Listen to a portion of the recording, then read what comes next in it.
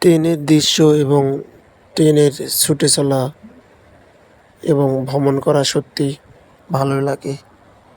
রাস্তার মতো তেমন কোনো ভোগান্তি নাই, জ্যামও নাই। আমার ভ্রমণ সঙ্গী ২ টি বাচ্চা ছিল। যখনই আমি ক্যামেরা বাই করে ভিডিও করতেছিলাম, তখনই তারা ক্যামেরার দিকে তাকিয়েছিল। বলতেছিল, "একটু আমার ছবি উঠায় দেন, একটু ভিডিও নেন।" আরো অনেক কিছু। দেখেন ট্রেনটা যখন বাঁক নেয় সত্যি ভালোই লাগে। অনেকটা সাপের মতো দেখতে লাগে। এটা হলো ঈশ্বরদী বাইপাস। এই বাইপাস পার হয়ে আমরা যমুনা সেতুর কাছাকাছি চলে যাব। ট্রেনে ভ্রমণ করা সত্যিই ভালো লাগে। দেখেন আশেপাশে সবুজ শ্যামল প্রকৃতি, চারিদিকে সবুজের সমারোহ।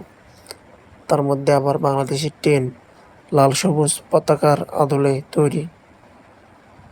সত্যি প্রকৃতি ভালোই লাগে। প্রকৃতির ছায়াতলে সবাই শান্তি খুঁজে পায়। ট্রেনে ভ্রমণ করা হয়েছে অনেকবার, ভালোই লাগে। জানি না আপনাদের কেমন লাগে।